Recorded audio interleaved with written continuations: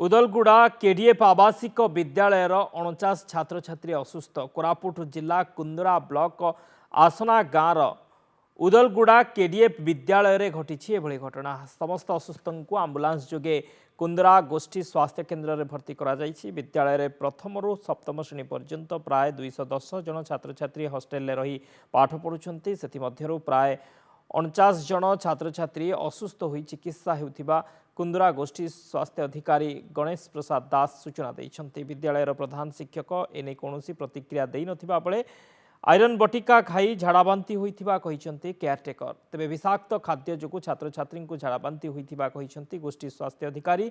प्रति सोमवार दिन पिलांकु आयरन बटिका दिया जाउछि। अन्य कौनसी विद्यालय रे काहाकु किछि होई नाही किंबा आगरु केबे होई नथिला। मेडिसिन को जांच करा जाइछि, तेणु एहा विषाक्त खाद्य जोगु होइथिबा कहिसन्ति गोष्ठी स्वास्थ्य अधिकारी।